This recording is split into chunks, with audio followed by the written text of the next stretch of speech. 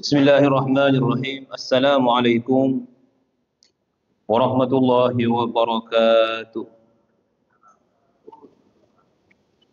Innal hamdalillah nahmaduhu wa nasta'inuhu wa nastaghfiruh. Wa na'udzu billahi min shururi anfusina wa min sayyiati a'malina. May yahdihillahu fala mudilla lahu wa may yudlil fala hadiya lahu. أشهد أن لا إله إلا الله وحده لا شريك له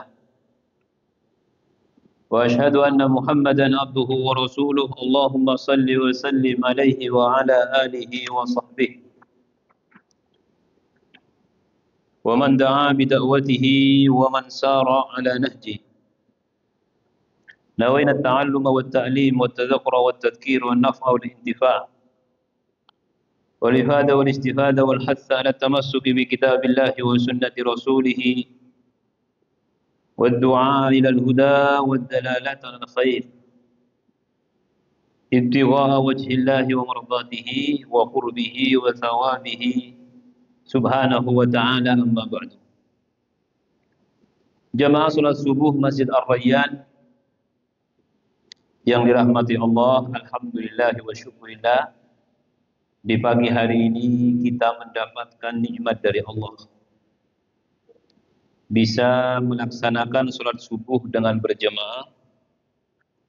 Kemudian kita isi waktu yang sangat utama ini dengan majlis ilmu yang insya Allah kita akan melanjutkan pembacaan kitab At-Tadhkirah fi ahwalil mauta wa umuril akhirah yang disusun oleh Imam Qurtubi, yang mana kitab yang ada di hadapan kita diterjemahkan dengan ensiklopedi kematian. Kita mengkaji kitab ini dalam rangka melaksanakan perintah Rasulullah sallallahu alaihi wasallam, aksiru min dzikri hadimil laddat. Perbanyak oleh kalian mengingat perkara yang akan menghapus kelezatan dunia, yaitu kematian. Kita sampai kepada halaman 52, bab yang ke-9, yang mana bab ini judulnya menalkin orang yang akan mati dengan la ilaha illallah. Talqin. Sebelum saya membaca tentang talqin ini, jadi dasar pemikiran kita tentang talqin itu ada talqin sebelum mati, ada talqin sesudah dikubur. Yang terjadi di masyarakat begitu. Nah, secara umum talqin itu apa? Talqin itu menuntun orang membaca sesuatu, itu namanya talqin, dari laqana yulaqinu. Jadi talqin itu menuntun orang membaca sesuatu, mengucapkan sesuatu, itu talqin. Nah, ada talqin sebelum orang ini mati, masih sakit ya, atau di dalam keadaan sakratul maut. Ini sepakat ulama hukumnya sunnah, sepakat, gak ada yang berbeda, karena hadisnya sahih. Ini hadis yang pertama yang kita baca dalam bab ini. An Abi Sa'id al-Khudri qala, diriwayatkan dari Abu Sa'id al-Khudri radhiyallahu anhu, qala, beliau berkata, qala Rasulullah sallallahu alaihi wasallam, Rasulullah sallallahu alaihi wasallam bersabda, laqinu mautakum. Perintah, laqinu, talqinlah orang yang akan mati di antara kalian la ilaha illallah, dengan kalimat la ilaha illallah, tiada ilah yang berhak disembah selain Allah. Berdasar hadis ini, maka para ulama sepakat mentalkin orang yang sakit keras itu sunnah hukumnya. Walaupun berbeda pendapat cara mentalkinnya. Apakah la ilaha illallah Muhammadur Rasulullah? Apakah la ilaha illallah? Apakah Allah, Allah, Allah? Apakah diteruskan dengan bacaan yang lain atau sekali dua kali saja? Nah, ini ada perbedaan. Tapi tidak menghilangkan hukum kesunahan dari talqin. Makanya kalau ada orang mau mati, kita yang sehat ini ya jangan sibuk dengan yang lain. Kalau kita tidak mampu, cari orang yang mampu. Karena ada orang yang nggak tega. Jangan saya lah, yang lain saja. Ya cari yang kuat menghadapi itu. Karena melihat orang mati itu kalau nggak mampu, kita akan menjadi down. Tapi sebagian orang melihat orang mati itu semakin semangat, semakin sergap. Biasanya dia nggak takut menjadi nggak takut. Maka kalau ada orang mati, orang mau mati atau orang sakit, cepat-cepat kita melakukan talqin. Apakah orang yang akan mati? Nggak harus. Karena kita kan nggak tahu orang ini mau mati apa enggak. Hanya memang tanda-tandanya dia mau mati. Tapi tanda kematian itu terkadang tidak sesuai dengan kenyataan. Sa'ad bin Abi Waqqas itu merasa dirinya akan mati. Dia dirinya sendiri, bukan orang lain. Dirinya merasa akan mati di Haji Wada. Sehingga Rasulullah dipanggil oleh sahabat untuk menjenguk beliau. Biasanya kalau setelah seorang sahabat sakit keras itu mesti dijenguk Rasulullah SAW. Rasulullah melihat keadaan Sa'ad bin Abi Waqqas, apa yang dikatakan beliau? Sakit saya terlalu parah Rasulullah, sepertinya saya mau mati. Baru ada wasiat tentang hartanya. Nabi tidak mengatakan kamu tidak akan mati. Artinya kamu masih akan melihat kejayaan Islam di masa yang akan datang. Dan benar, beliau melihat pembukaan, bahkan pembukaan Persia, beliau masih ikut di usianya yang 10. Nah, orang mentalkin orang sakit atau orang yang akan mati, itu enggak harus orang ini berada di kondisi yang mana tidak diharapkan lagi kehidupannya. Jadi ketika orang ini sudah sakit dan keras, kalau sakit flu, sakit batuk, ya tunggu dulu. Tidak perlu ditalkin. Tapi kalau orang ini sudah terlihat sangat lemah, walaupun nanti sembuh, ditalkin. Hanya bedanya kalau mentalkin orang sakit itu jangan terus menerus. Ini saya baca hampir semua ulama mengatakan begitu. La ilaha illallah, la ilaha enggak perlu. Hati-hati kalau mentalkin orang yang sakit itu. Kenapa? Karena keadaan orang yang sakit itu gak enak badan. Orang gak enak badan, panjenengan ya kalau kita lah gak enak badan diomongi terus kan nanti apa? Ya pokoknya begitulah. Emosi kalau kata. Ini kok ngomong terus. Jadi sekali saja itu. La ilaha illallah. Nah, masalahnya sekarang ada orang yang begini nggak mau digituin. Terganggu katanya. Sumpah saya jangan terus.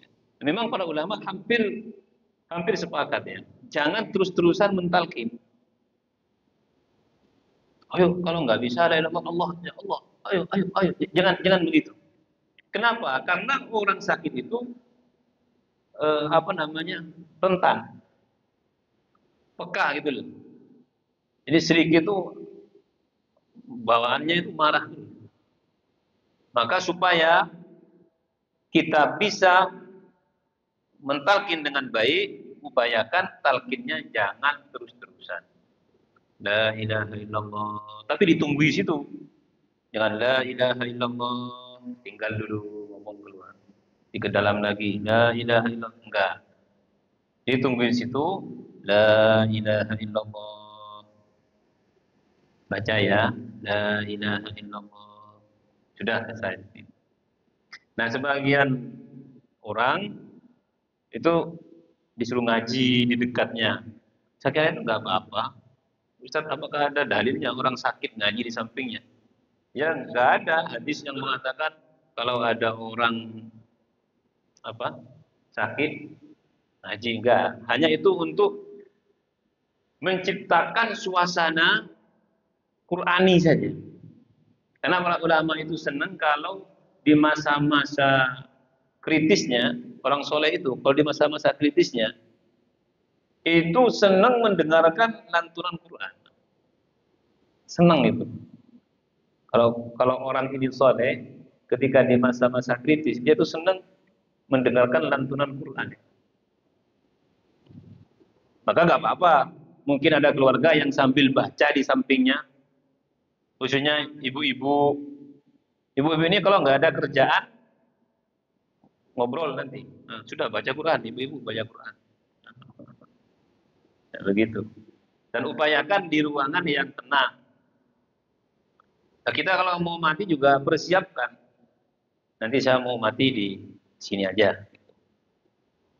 Sehingga nggak bingung nanti ketika kita sudah tahu bahwa kita akan meninggal dunia, itu bisa memberitahu ke keluarga, rumah sakit misalkan. Jangan bingung, ini mau dekatan di mana bapak ini orang nggak siap namanya. Ya kalau yang sakit nggak bersiap, minimal anak-anaknya lah. Kalau anak-anaknya sibuk, ya kita mempersiapkan. Sehingga kalau misalkan di bawah di rumah sakit nggak bingung mau ditempatkan di mana, langsung beri keputusan. Saya mau mati di tempat itu. Ya, upayakan kalau mau mati di kamarnya, yuk sering sholat sunat lah di situ supaya kamar itu menjadi kamar yang barokah. Atau panjenengan sudah saya taruh di musola saja. Sudah saya taruh di depan saja. Kalau ada kursinya dipindah. Namanya disiapkan tempat yang memang tempat itu menurut kita itu yang terbaik untuk meninggalkan dunia ini. Posisi upayakan kepala kalau di Indonesia ini di utara, kaki di selatan. Ini upayakan saja. Kalau nggak bisa ya, alhamdulillah. Yang penting di tempat kalau bisa itu tempat yang baik. Tempat yang baik menurut Islam maksudnya. Tempat yang mungkin ya kita di rumah sering sholat. Makanya kalau kita ingin mati di kamar misalkan, menghembuskan ya sholat duhanya mungkin di situ, tahajudnya ya di situ. Gitu. Kemudian yang kedua ada talqin setelah dikuburkan. Ini dalam mazhab Syafi'i sunnah. Dalam mazhab Imam Ahmad boleh-boleh saja. Ditalqin ya nggak apa-apa, nggak ditalqin nggak apa-apa. Dalam mazhab Imam Malik makruh. Imam Malik ini dalam hal ini kebalikan dari Imam Syafi'i. Jadi kalau Imam Malik kalau setelah dikubur nggak usah ditalqin. Makruh. Kata Imam Syafi'i enggak ditalqin karena Nabi suatu ketika pernah menguburkan sahabat. Beliau bersabda begini, "Istaghfiru li akhikum fa innahul ana yus'al." Sekarang mintakan ampun untuk saudaramu yang dikubur ini. Fa innahul ana, sesungguhnya dia saat ini yus'alu sedang ditanya oleh malaikat mungkar dan malaikat nakir. Sedang ditanya. Nah, kemudian kalimat talqin yang ada di sebagian orang itu memang enggak ada itu. Ya fulan. Jadi talqin itu seharusnya nggak harus bahasa Arab. Kalau bahasa Arabnya kan kalau kita terjemahkan wahai fulan, apabila datang dua malaikat bertanya kepadamu, ini ya bahasa Arab boleh, bahasa Jawa boleh, bahasa kalau yang tapi itu masih ada perbedaan di antara ulama. Tapi kalau sebelum matinya itu hampir sepakat. Jadi kalau sudah meninggal silahkan tidak perlu diperdebatkan. Tapi jangan meyakini begini, kalau nggak ditalkin nggak selamat. Nah ini salah.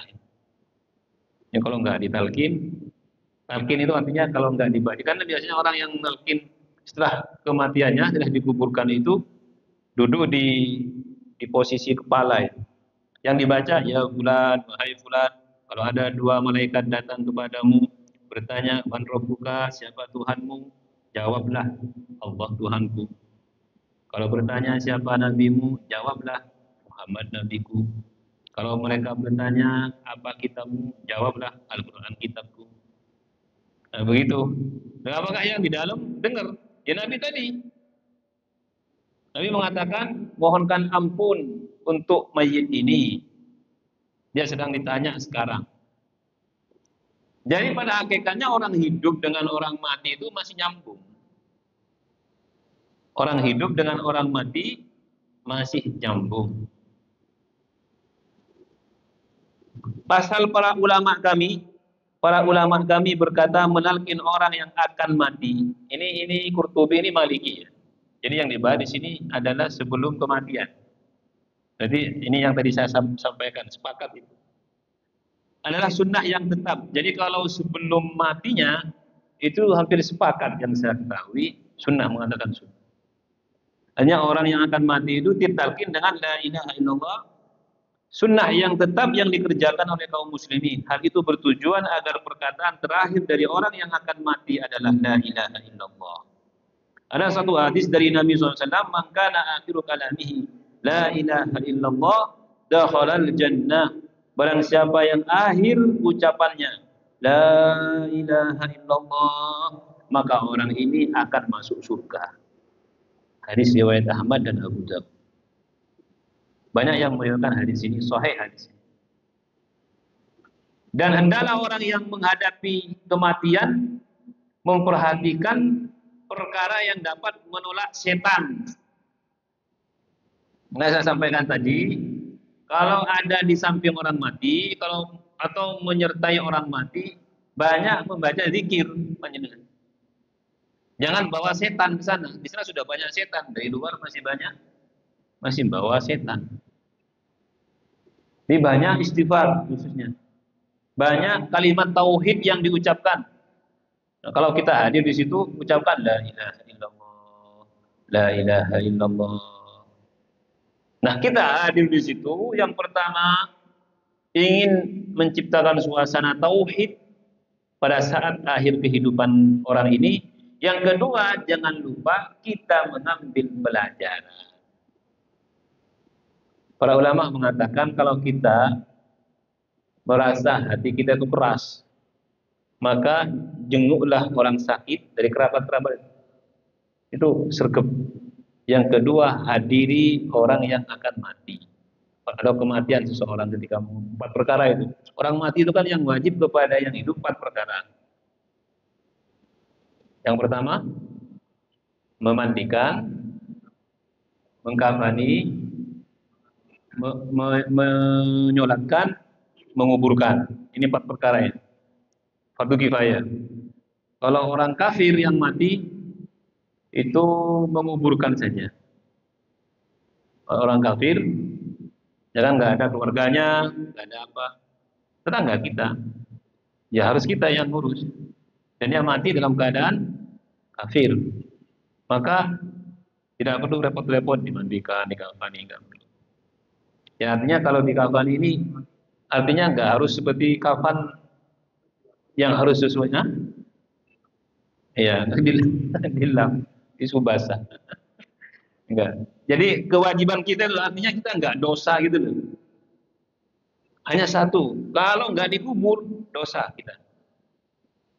Satu kampung itu dosa semua. Karena fardu kifayahnya untuk orang non-Islam, ya, non-Islam itu adalah menguburkan, harus dikuburkan. Nah, walaupun dia matinya itu mati dalam keadaan baik, tapi non Muslim itu tetap dikuburkan. Apalagi atau mati dalam keadaan tidak baik. Dikafani nggak wajib sebenarnya. Nggak dikafani pun nggak apa-apa. Tapi kalau dalam pandangan saya kan dikafani boleh, jadi dibungkus saja. Tadi dikali. Jadi tetap dalam hal ini kita menghormati Bani Adamnya. Orang-orang kafir itu juga Bani Adam. Allah berfirman, "Walaqad karramna Bani Adam." Kami telah memuliakan Bani anak Adam itu fisiknya. Innamal musyrikuna najisun. Orang yang musyrik, yang menyekutukan Allah itu najis. Itu maknawiyahnya. Paham ya? Nah, orang kafir pun secara jasad mereka dimuliakan oleh kita. Makanya jangan kemudian diseret gitu, jangan. Tetap dimuliakan, tapi bukan memuliakan maknawiyahnya, keyakinannya, jangan. Kita memuliakan ini juga adalah anak Adam, manusia. Makanya saya setuju ada orang, yo bagaimanapun juga dia manusia, bukan binatang. Nah, ini saya setuju ini. Berdasar tadi, walaupun secara maknawiyah dia lebih buruk dari binatang. Secara maknawiyah lebih buruk dari binatang. Bukan secara jasad, bukan secara zahir, bukan. Jangan salah itu. Wal adallu sabila, bahkan lebih sesat dari binatang itu. Balhum kal an'ami inhum kal an'ami balhum adall. Mereka itu seperti binatang ternak, bahkan lebih sesat lagi. Ini maknawiyahnya, bukan jasadnya. Nggak bisa manusia disamakan dengan binatang, itu nggak bisa. Mau agama apa dia nggak bisa. Jasadnya loh nggak bisa. Manusia itu jasadnya jasad Adam. Adam itu diambil dari Allah Subhanahu wa taala. Ciptakan oleh Allah. Nah, cara pandang ini harus kita miliki dalam berinteraksi dengan manusia-manusia ini. Ya, orang jahat, orang fasik, ahli maksiat, apalagi tidak beriman, orang muslim, orang musyrik. Ya, maknawiyahnya kita yakin seperti itu. Balhum adallu sabila. Kenapa? Karena mereka ini lebih tersesat daripada binatang-binatang ternak itu, dalam arti mereka ini akan menggelincirkan orang lain. Itu lebih sesatnya. Kalau binatang ternak itu enggak. Dia hanya ya kalau mau nafsunya aja tinggi, ya itu aja kan enggak ganggu orang. Jadi kalau manusia sudah jahat itu bisa lebih parah daripada hewan itu. Lebih parah. Artinya efek atau akibat dari kejahatannya itu lebih besar. Misalnya perang apa? Kalau hewan enggak. Hewan jalan, lapar ya makan. Ya makanannya diambil, ini ya berantem kan gitu. Itu hewan. Ahlul ilmi tidak menyukai untuk memperbanyak talqin. Ini yang saya sampaikan tadi. Para ulama tidak suka kalau talqinnya terus diulang-ulang. La ilaha illallah, la ilaha illallah. Apalagi wiridan nanti dikencengkan. La ilaha illallah, la ilaha. Bingung nanti, mayitnya itu bingung. Jadi harus tenang, halus, suara yang betul-betul mantap itu. La ilaha illallah. Ibnul Mubarak rahimahullah ta'ala berkata, talqinlah orang yang akan mati dengan la ilaha illallah, apabila ia telah mengucapkan maka biarkan. Nah, ini Ibnul Mubarak mengatakan, sampai kapan upayakan orang ini mengucapkan. Tapi tidak semua orang yang akan mati bisa mengucapkan dengan lisan. Orang stroke kan nggak bisa dengan lisan. Apalagi sudah sakitnya, sudah di akhir kehidupannya, masih bisa beraktivitas. Kalau stroke kan nggak bisa ngomong. Jadi yang dimaksud apa? Yang dimaksud maka akhiru kalamihi la ilaha illallah dakhal jannah. Orang yang akhir ucapannya la ilaha illallah masuk surga. Maksudnya apabila kalimat itu ada di hatinya. ada di hatinya. Jadi misalkan ada orang sakit parah kita talkin, dia nggak ngikuti, ya nggak apa-apa. Tapi kata Ibnu Barak, kalau dia bisa ngikuti cukup berhenti. Misalkan kita melihat orang sakit atau kita yang sakit, ada yang mentalkin di samping saya. La ilaha illallah, la ilaha illallah. Sudah, silakan. Kenapa? Karena ketika seseorang di akhir kehidupannya, di hatinya ada la ilaha illallah, dia pasti menang dari pertempuran terakhir itu. Kita di akhir kehidupan di sakratul maut bertempur, berperang dengan setan. Berperang itu. Yang ada itu, yang ada Allah di hatinya, menang dia. Kalau Imam Ahmad itu sampai, ya saya sering menyampaikan itu oleh muridnya, la ilaha illallah ditalkin. Enggak. Nah, ya wis, namanya murid, santri. Lalu beliau sadar, ditanya, kenapa tadi ditalkin la ilaha illallah panjenengan enggak jawab G atau la ilaha illallah? Iya, mentalkin saya tidak menjawab Anda, saya menjawab setan. Setan berkata kepada saya, Ahmad, kamu sudah menjadi orang suci, terbebas dari beban-beban agama. Enggak, sampai saya benar-benar mati. Enggak ada manusia umat Muhammad ini yang enggak usah sholat, enggak usah puasa, enggak ada katanya, enggak ada itu. Karena apa? Alasannya gampang. Karena tidak ada orang lebih sempurna daripada Rasulullah. Dan Rasulullah masih menjaga sholatnya. Rasulullah masih menjaga sholatnya, puasa di bulan Ramadan, menunaikan zakatnya, yang rukun Islam itu Rasulullah masih melakukan itu. Kalau ada orang selain Rasulullah mengatakan tidak perlu sholat, karena saya sudah hakikat, saya sudah tingkatan apa? Nggak ada yang lebih sempurna. Kita lebih dibanding, jangan sampai ke tabi'in. Ulama-ulama di awal-awal abad ini kita nggak ada apa-apanya. Dari mana Anda mendapatkan itu? Karena saya sudah mencapai tingkatan apa nggak tahu. Iya, jadi dia sampai melakukan hal-hal yang kabur. Itu kan syariat, itu nggak perlu. Yang perlu apa ya? Hancur. Kalau begitu semua hancur. Artinya orang yang tertipu, maghrur namanya.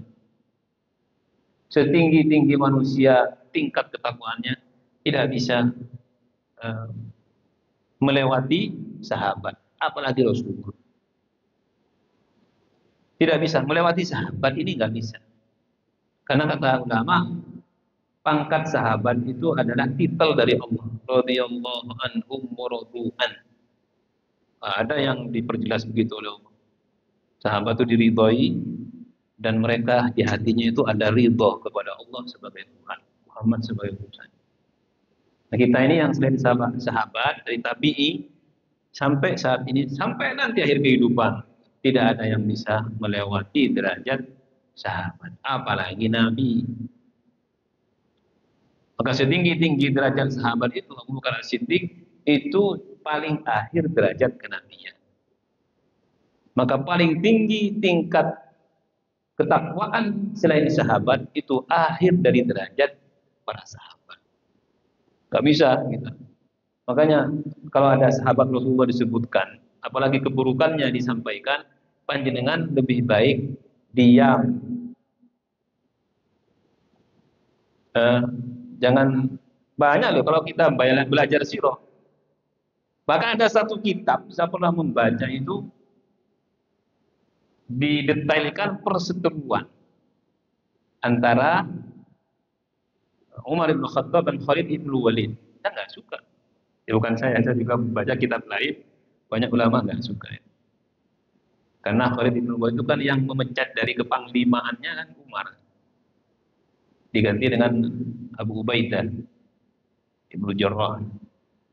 Sehingga Khalid yang punya cita-cita, saya ini satu cita-cita hidup, ingin mati di ujung pedang musuh Allah. Itu cita-cita. Ternyata dinonaktifkan ya. Oleh Sidina Umar.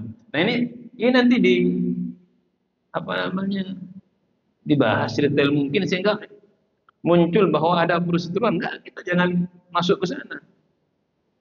Kita ditanya, Ustaz, Aisyah itu ketika meninggal buta dan enggak terawat. Enggak, jangan. Enggak begitu. Ya sama dengan Pak Ustaz mengatakan itu, katanya sakit-sakitan. Enggak. Kalau ya memang ada riwayat begitu, tapi ada dua riwayat.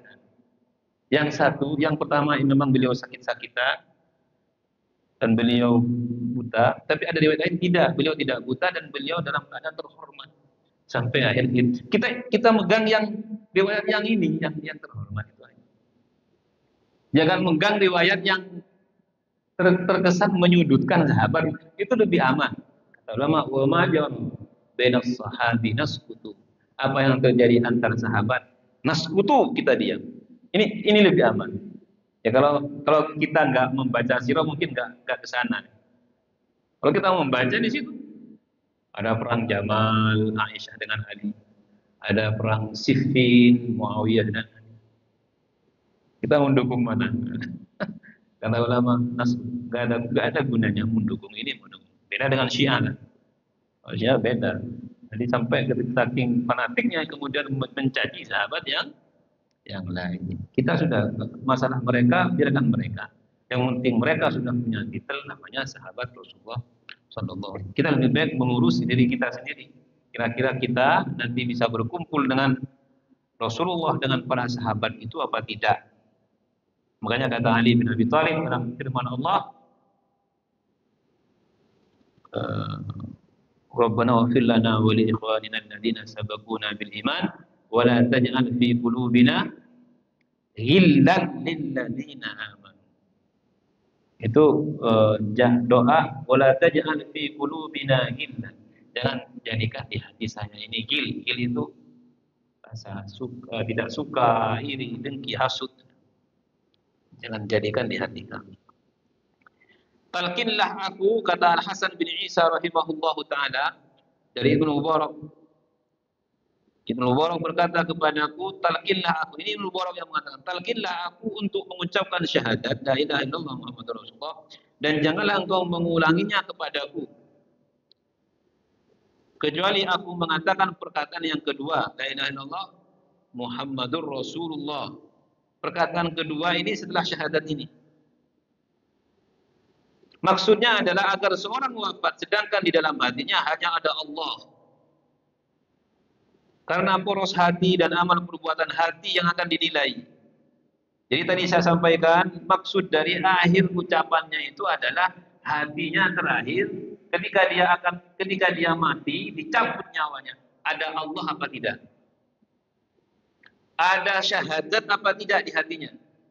Nah, untuk supaya kita mati di hati ada syahadat, latihan dari sekarang. Ya, latihan dari sekarang. Kalau kita lagi ada waktu kosong, la ilaha illallah, ikuti dengan hati. Jangan hanya lisan.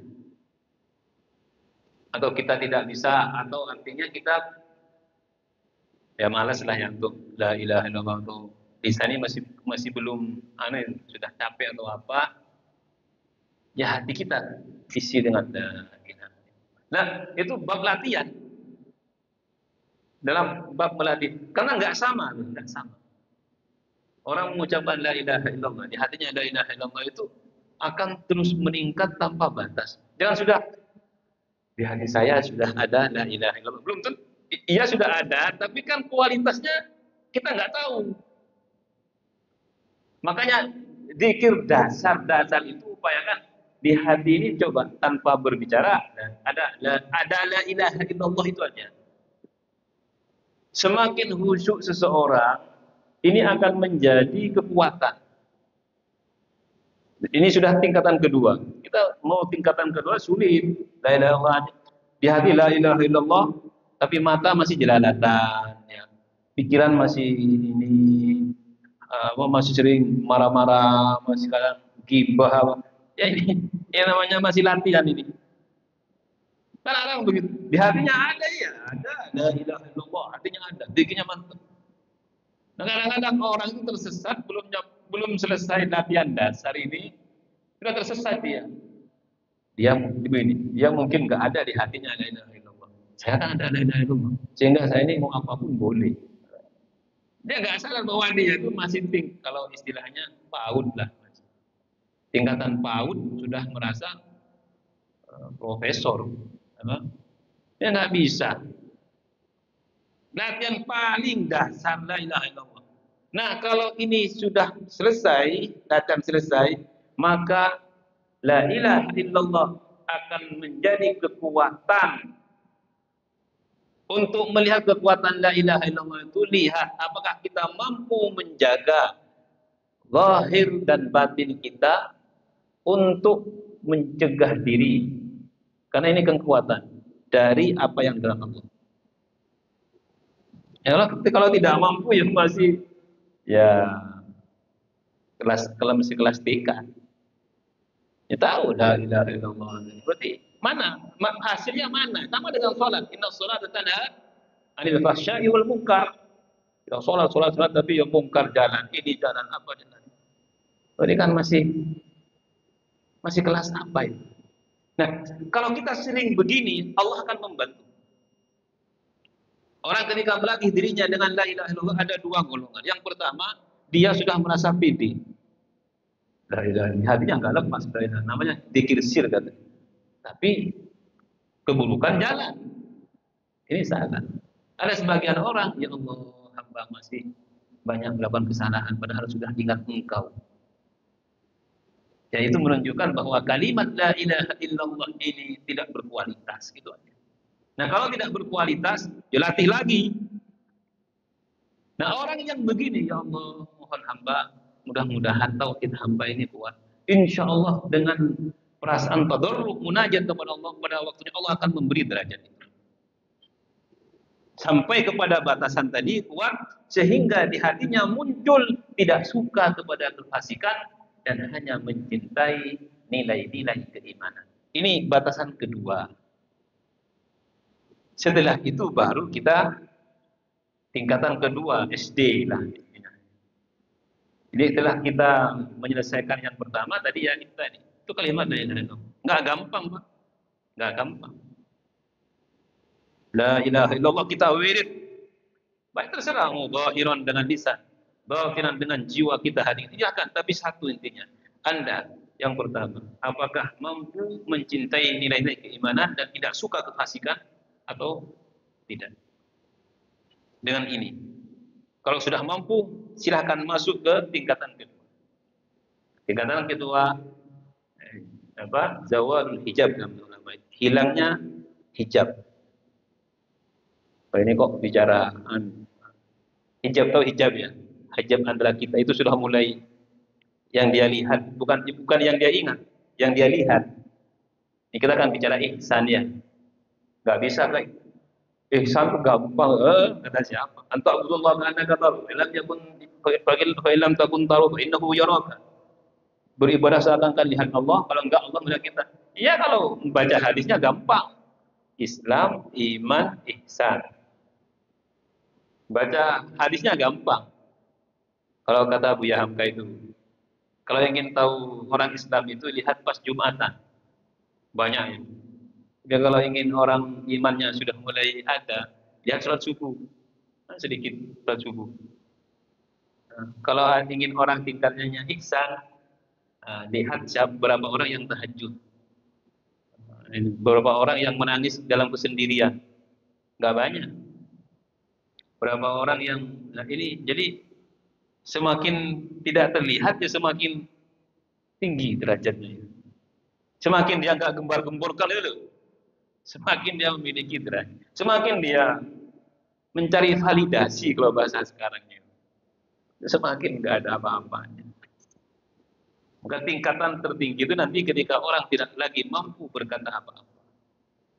Ketika dia sudah berada dengan Tuhan. Sudah artinya antara dia sudah dengan Tuhan sudah tauhidnya baik dulu. Enggak ada, enggak artinya sampai tidak melihat apa-apa. Kalau kita kan masih melihat, ini senang kan. Nah, kadang ini baju ganti harum, ini apa, rumah. Sehingga kalau orang sudah tingkatannya itu baik, ketakwaannya itu tidak lagi ada. Itu sama aja nggak ada. Yang ada di hatinya hanya Allah. Dan itu juga nggak gampang. Nah, supaya seperti itu kita latihan saja sudah. Ini kita termasuk ngaji ini nih, latihan, latihan. Maka akhiru kalamihi la ilaha illallah dakhala jannah. Orang yang akhir ucapannya ya Allah masuk surga. Wa fi riwayatin lam riwayat lain haramahullahu 'alan nar. Akan diharamkan oleh Allah atas neraka. Kenapa? Ini saya sampaikan juga. Kalau masuk surga, orang Islam mesti masuk surga. Tidak usah khawatir. Kalau anak-anak kita, orang tua kita, muslim, mati muslim, surga. Please. Tapi apakah enggak ke neraka atau tidak? Belum tentu. Orang masuk surga itu ada yang mampir ke neraka, ada yang enggak mampir. Gitu aja. Ya kita mudah-mudahan enggak mampir lah. Subhanallah ya. Mudah-mudahan nanti enggak jatuh pas lewat di sirat itu. Enggak jatuh. Saya membaca cerita Rasulullah SAW itu. Orang Islam itu kalau dia selamat, itu mesti ketemu Rasul itu. Mesti ketemu Rasulullah. Itu tanda bahwa dia selamat. Rasulullah bertemu dengan dia dalam keadaan beriman kepadanya. Ada yang bertemu di dunia dalam mimpi misalnya. Ada yang bertemu sesaat sebelum kematiannya. Ada, dan saya membaca ceritanya di ulama-ulama itu. Jadi yang menyertai dia di akhir kematian yang saya sampaikan tadi, situ ada pertempuran, pertarungan dengan setan, iblis. Itu yang selamat itu didampingi Rasulullah. Hanya Rasulullah ada di situ. Ada yang mengatakan walaupun mungkin dia mimpi tidak, didampingi ketika mati tidak. Ya Allah alam, kita belum mati kan. Ini saya hanya membaca saja. Itu saat bertemu dan melihat Nabi saat dia dalam kubur. Jadi ada riwayat bahwa orang yang mati itu kan bangun nanti. Dia dikubur, yang mengubur pulang, suara sendalnya masih terdengar, dia bangun Pak. Udah bangun dia. Ya kita juga kan begitu nanti. Kalau nggak percaya coba nanti. Bangun, duduk. Yo, saya kok ada di tempat ini, oh saya mati. Begitu. Datang dua malaikat. Dalam satu riwayat, ada yang malaikat ini Munkar Nakir bertanya saja.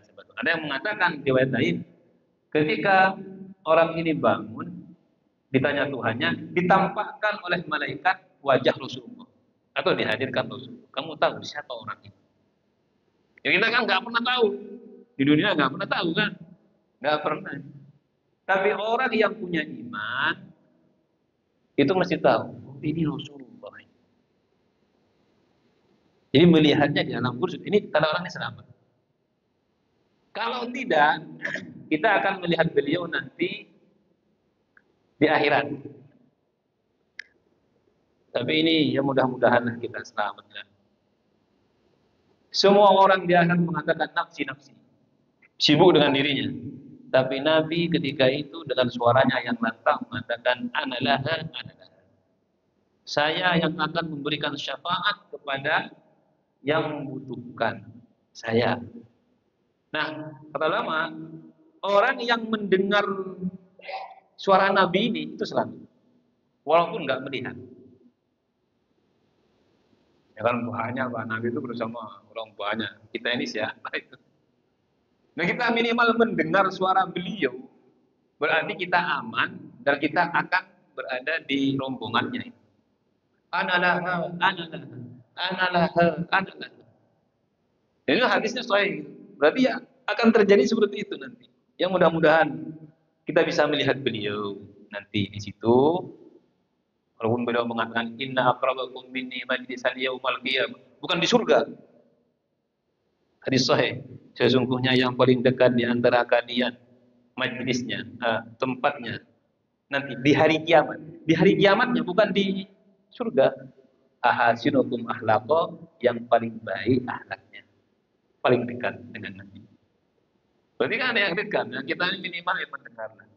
Ya alhamdulillah kalau bisa dekat dan melihat beliau duduk bersama sahabat, bersama ya. Itu kan harapan kita. Nah kalau tidak, kita akan melihat nanti beliau di ujung sirat. Dalam riwayat disebutkan ilustrasi sirat itu jembatan, jembatan. Di sini haud, haud itu adalah telaga, yang di sini fenomena akhirat itu. Jadi orang ini akan melewati sirat itu berbeda. Ada yang lari, ada yang terbang, ada yang berjalan, ada yang ya beda-beda lah. Seperti naik kuda, beda-beda. Yang terakhir itu orang merangkak, ngesot kalau bahasa gitu. Tapi selamat. Dalam satu riwayat Nabi SAW itu oleh Jibril disuruh duduk, tapi beliau tidak, menunggu di ujung jembatan, ditunggu umatnya. Nah, orang terakhir yang beliau temui, ini kata beliau, orang terakhir yang beliau temui itu orang dari umatku jalan ngesot luka-luka. Berarti di jembatan itu ada kalalip. Kalalip itu seperti besi. Kalau luka minggir dikit gini, kena. Aduh, kena gitu. Minggir dikit kena. Nah, kata Nabi, umatku yang terakhir sampai di ujung sirat itu penuh luka. Hanya disuruh mandi, selesai. Ini terakhir itu enggak. Karena ada yang jatuh, ada yang ini. Nah, saya kalau berpikir begini, mudah-mudahan yang kita termasuk yang enggak ngesot lah. Saya mikir, ini ngesot tapi selamat ini. Oh, ngesot. Ya, mudah-mudahan panjenengan kita semua ini terbang. Ya enggak tahu. Pembahasan ini kita kan membaca di mana. Walazamhum kalimat taqwa wa kanu ahqqa biha wa ahlaha wa kana Allahu bi kulli syai'in alima. Ini Qur'annya. Dan Allah mewajibkan kepada mereka tetap taat menjalankan kalimat takwa, yaitu tauhid.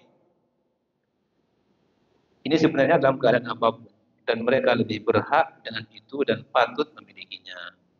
Wallahu a'lam bishawab. Ada yang menyampaikan di ayat lain, fadzakir fa inna dzikra tanfa'ul mu'minin.